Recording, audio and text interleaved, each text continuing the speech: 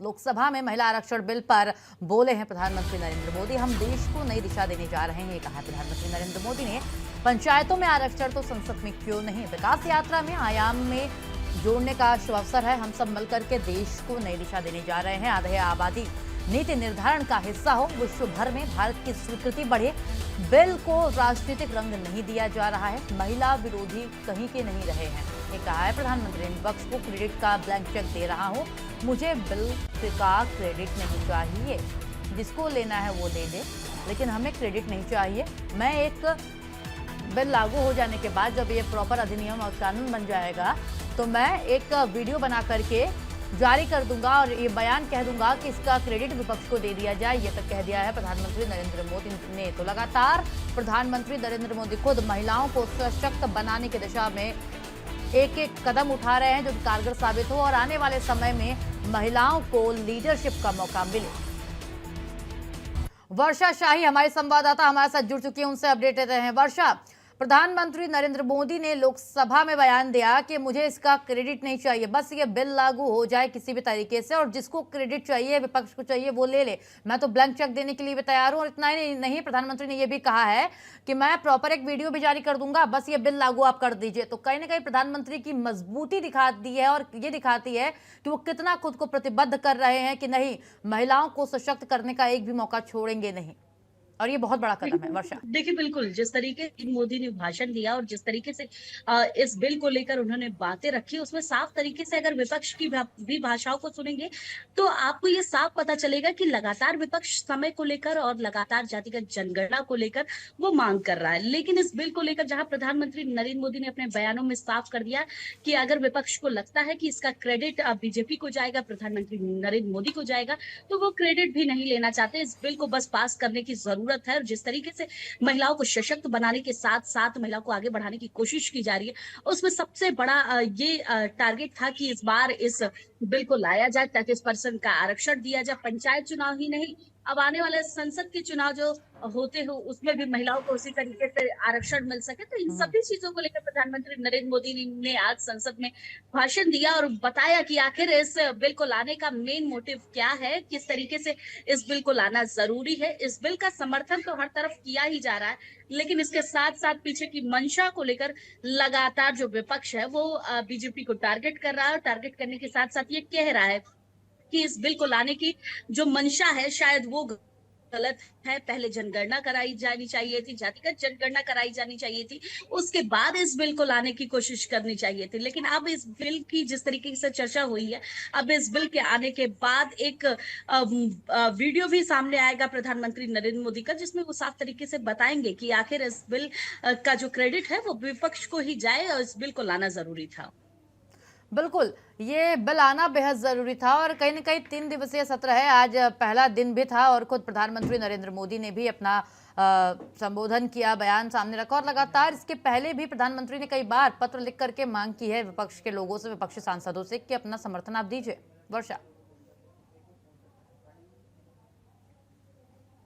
देखिए बिल्कुल, क्योंकि जिस तरीके से इस बिल की चर्चा लगातार की जा रही थी, इसको लेकर समर्थन की मांग तो की ही जा रही है।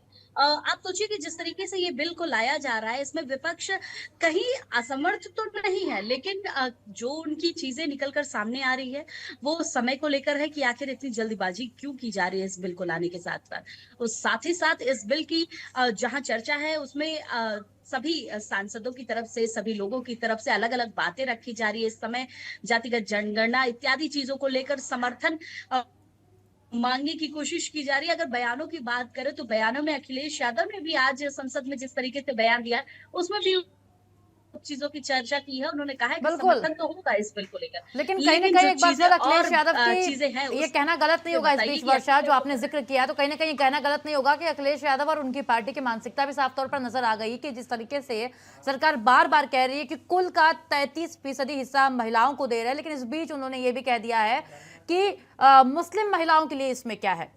तो बात समूची महिला बिरादरी का हो रहा है, लेकिन उसमें उनको मुस्लिम एंगल ढूंढना ही है। तो कहीं ना कहीं संसद में भी राजनीति करते नजर आए हैं खुद अखिलेश यादव और उनकी पार्टी धर्मेंद्र यादव भी इसमें पूरी तरीके से शामिल रहे हैं। देखिए क्योंकि अखिलेश यादव की राजनीति देखिए जिस तरीके से अखिलेश यादव की राजनीति लगातार पीडीए से उठती है और पीडीए में जिस तरीके से मुस्लिम समाज का एक बृहद सपोर्ट करते हुए नजर आते हैं, तो उन्होंने संसद में एक बार फिर से मुस्लिम वोट बैंक को टारगेट करने के लिए वो बात रखी कि आखिर इसमें मुस्लिम समाज की महिलाओं को किस तरीके से आप जोड़ेंगे, किस तरीके से उनको आरक्षण देंगे, क्या क्या चीजें उनके लिए होंगी। तो ये सारी चीजें अखिलेश यादव पहले से ही प्री प्लानिंग के तहत बिल्कुल बिल्कुल। संसद में बोलने के लिए और वो तैयार साफ थे। तौर पर उन्होंने देखने को भी मिल रही है कि को भी कितनी रखा किस है। तरीके से प्री प्लान तरीके से अपनी बातें रख रहे थे संसद में। फिलहाल वर्षा, आप बनी रही है हमारे साथ, एक और अपडेट दर्शकों तक पहुंचाते हैं, फिर आपके पास लौटते हैं। चलिए आगे बढ़ते खबरों में। पश्चिम बंगाल के आसनसोल से बड़ी खबर सामने आ रही है, जहां बंगाल के चुनावी रण में सीएम योगी ने फूंका है चुनावी बिगुल। बीजेपी उम्मीदवार अरिजीत रॉय के पक्ष में किया है प्रचार प्रसार। विपक्ष पर सीएम योगी ने साधा है निशाना, कहा है कि बीजेपी की सरकार आने पर गुंडे लगाएंगे झाड़ू, चुनाव में तृणमूल का सूपड़ा होगा साफ और बीजेपी की गारंटी गौ हत्या पर लगेगी रोक, गौ काटने नहीं देंगे, हिंदुओं को बांटने नहीं देंगे। तो लगातार सीएम योगी धुआंधार प्रचार कर रहे हैं और पश्चिम बंगाल के चुनावी रण में एक नाम जो चर्चा का विषय बना हुआ है अगर देखा जाए बीजेपी की ओर से, तो वो है सीएम योगी आदित्यनाथ। जहां भी जाते हैं, जहां भी चुनाव होता है, इनकी मौजूदगी कहीं ना कहीं सभी चर्चाओं को तेज कर देती है। और इस बीच उन्होंने जो बयान दिया है हिंदुत्व को लेकर के कि गौ काटने वालों को छोड़ेंगे नहीं, और ऐसे तमाम बयान देकर के उन्होंने घेरा है तृणमूल कांग्रेस को। वर्षा का रुख कर लेते हैं, हमारे साथ जुड़ी हुई है हमारी संवाददाता वर्षा। मैं आपके पास आना चाहूंगी। सीएम योगी ने एक बार फिर बड़ा बयान दिया और कहा है कि जीत के बाद गौ काटने वालों को, हिंदुओं को बांटने वालों को बख्शा नहीं जाएगा। और कहीं ना कहीं जो ये बड़ा ऐलान किया है सीएम योगी आदित्यनाथ ने बंगाल में जाकर के, इसके कई मायने भी निकाले जा रहे होंगे और असर भी बहुत बड़ा देखने को मिलने वाला है। उम्मीद तो यही है वर्षा। देखिए बिल्कुल, मुख्यमंत्री योगी जहाँ एक तरफ एक बहुत बड़े हिंदूवादी नेता है, वहीं दूसरी तरफ उत्तर प्रदेश के मुख्यमंत्री। और जब भी किसी राज्य में चुनाव होता है तो उनको सबसे पहले भेजा जाता है, क्योंकि उनकी हिंदुत्व की छवि और जिस तरीके से उनके भाषणों से अट्रैक्ट होते हैं लोग, उसको लेकर सबसे बड़ा एक फायरब्रांड नेता होने की वजह से उनके भाषणों पर इफेक्ट भी पड़ता है। इससे पहले भी कई चुनाव में मुख्यमंत्री योगी आदित्यनाथ जा चुके हैं और जिस तरीके से बंगाल में अब वो भाषण दे रहे हैं और जिस तरीके से वो लगातार तृणमूल कांग्रेस को टारगेट कर रहे हैं, उसमें साफ तरीके से उनकी इन बातों का असर भी देखने को मिलेगा। और क्योंकि आसनसोल में उन्होंने जिस तरीके से प्रचार प्रसार किया है और जिस तरीके से उन्होंने बातें रखी हैं कि आखिर गौ हत्या करने वालों को नहीं छोड़ा जाएगा, जिस तरीके से पश्चिम बंगाल का माहौल चल रहा है, ये माहौल खत्म किया जाएगा, उत्तर प्रदेश में जिस तरीके से अपराधियों को खत्म किया गया है, वैसे ही अगर बीजेपी का शासन आता है बंगाल में तो जाहिर सी बात है बंगाल की भी स्थिति सुधरेगी। और अभी जिस तरीके से स्थिति है उसको सुधारना बहुत जरूरी है। बिल्कुल। और एक और बयान दिया सीएम योगी ने इस दौरान, कहा कि तृणमूल कांग्रेस का सुपड़ा साफ हो जाएगा, उसको समूल खत्म कर देंगे। हाँ बिल्कुल, देखिए जिस तरीके से मुख्यमंत्री योगी आदित्यनाथ ने तृणमूल कांग्रेस को लेकर एक बृहद टारगेट करते हुए उन्होंने साफ कह दिया कि इस बार पश्चिम बंगाल में कहीं से भी तृणमूल कांग्रेस नहीं आ सकती। इस बार पूरी तरीके से उसका सुपड़ा साफ हो जाएगा, क्योंकि इस बार का टारगेट पूरी तरीके से बीजेपी तैयार कर चुकी है और बीजेपी ने अपने सभी फायर ब्रांड नेताओं को पूरी तरीके से बंगाल में उतार दिया है। जगह जगह पर उन्होंने टारगेट कर रखा है कि किस तरीके से इस बार के चुनाव को जीतना है। तो मुख्यमंत्री योगी आदित्यनाथ के भाषणों का इफेक्ट बहुत ज्यादा होता है हर जगह। जब भी वो चुनाव में जाते हैं, जिस सीट पर वो अपने प्रत्याशी के लिए खड़े होते हैं, उस सीट को पक्का वो जिता कर आते हैं। तो जाहिर सी बात है आसनसोल में एक बड़ा इफेक्ट भी देखने को मिलेगा और उनके भाषणों का इफेक्ट ऐसा होगा। बिल्कुल, देखना तो यही है और उम्मीद भी यही है कि जिस तरीके से फायर ब्रांड नेता सीएम योगी वहां जा रहे हैं, प्रचार प्रसार कर रहे हैं, उसका असर कहीं ना कहीं सकारात्मक दिखने वाला। वर्षा, बहुत शुक्रिया आपका फिलहाल तमाम जानकारी, तमाम अपडेट के लिए।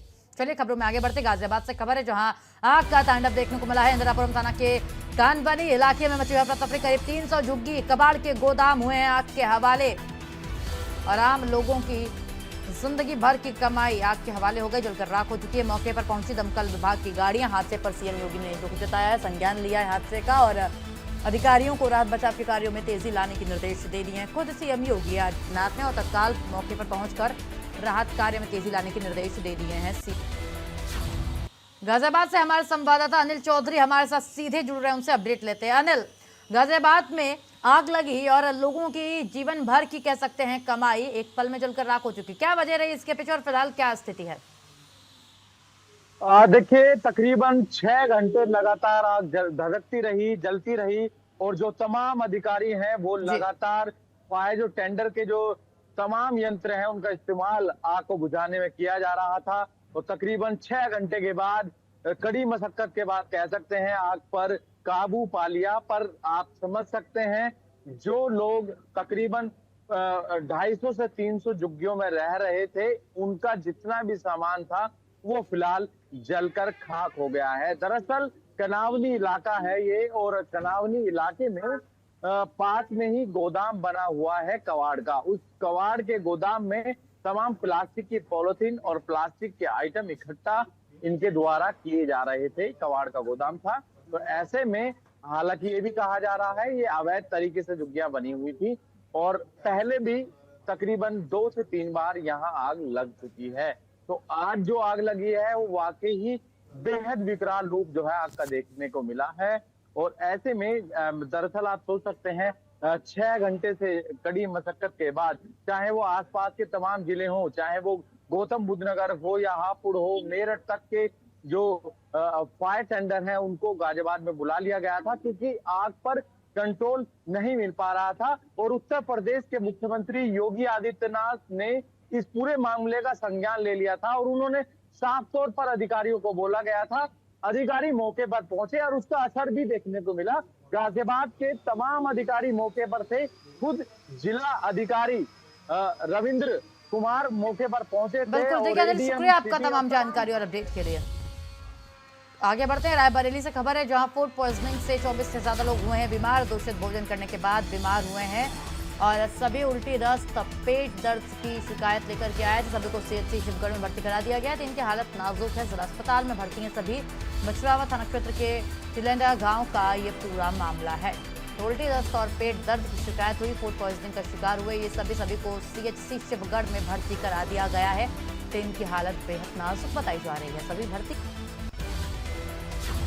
शिव प्रसाद यादव हमारे संवाददाता रायबरेली से सीधे हमारे साथ जुड़ रहे हैं, उनसे अपडेट लेते हैं इस खबर पर। शिव, फूड पॉइजनिंग का शिकार हुए हैं ये लोग और किस दुकान से इन्होंने ये खाना खरीदा था? खाना खराब बताया जा रहा है, जो भोजन है इसको दूषित बताया जा रहा है, क्या कुछ पूरी अपडेट है? विस्तृत जानकारी दीजिए, डिटेल जानकारी दीजिए दर्शकों को।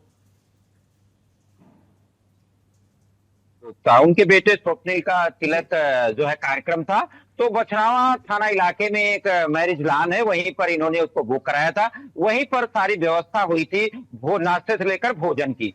तब पहले नाश्ता हुआ, जब भोजन हुआ उसके बाद धीरे धीरे लोगों की हालत बिगड़ने लगी। कोई बता रहा था पेट में जलन है, कोई दस्त होने लगी, कोई दर्द होने लगा। तो पहले ये था कि नॉर्मल है, पहले ये 2-3 लोगों को शुरू हुई, फिर बच्चों को, फिर बुजुर्गों को, फिर युवाओं को। सारा यूं कहें कि आप समझिए कि 2 दर्जन से ज्यादा 25 लोग आसपास जो है परेशान होने लगे, बीमार जैसे होने लगे। उनको जो है उल्टी होने लगी, पानी की कमी महसूस होने लगी। तो ऐसे में अफरा तफरी का माहौल हो गया और सभी को स्थानीय सीएचसी ले जाया गया। सीएचसी में सभी को भर्ती किया गया। शुरुआती जो डॉक्टरों की टीम है उन्होंने इलाज किया, उसमें से 3 लोग ज्यादा जो है यूं कहें कि वहां व्यवस्था नहीं थी, उनको जिला अस्पताल भेज दिया गया।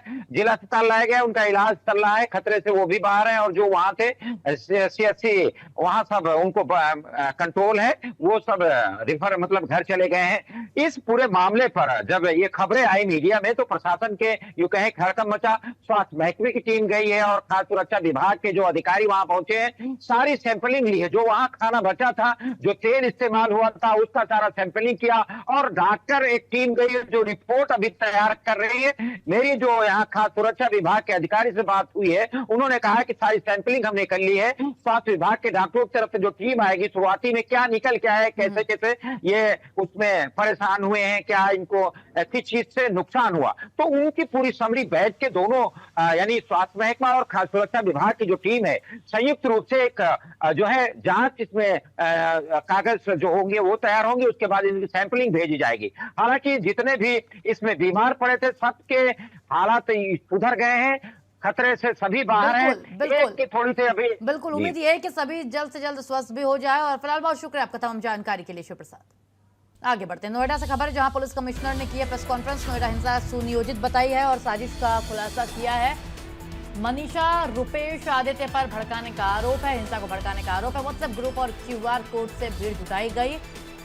Social media platform x account से भी फैलाई गई है भ्रामक जानकारियां। 62 गिरफ्तार हुए, कई बाहरी तत्व भी शामिल हैं इस पूरे मामले में। जांच में अकाउंट दोनों एक्स हैंडल पाकिस्तान से संचालित होते हैं।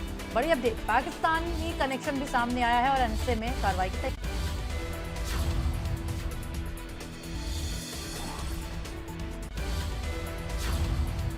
संभल से खबर है, जहां अवैध निर्माण पर बुलडोजर एक्शन तेज हो गया है। ईदगाह इमामबाड़े को बुलडोजर से ढाया गया है। पशुधन खाद्य गड्ढों पर ढाए गए हैं अवैध निर्माण। 4 बुलडोजर से की गई है कार्रवाई। इमामबाड़े पर भी चला प्रशासन का बुलडोजर। एसडीएम निधि पटेल की मौजूदगी में हुई। संभल सदर के बिचौली गांव का यह पूरा मामला बताया जा रहा है, जहां ग्राम सभा जमीन से हटाया गया है कब्जा। इमामबाड़े पर भी चला है प्रशासन का बुलडोजर।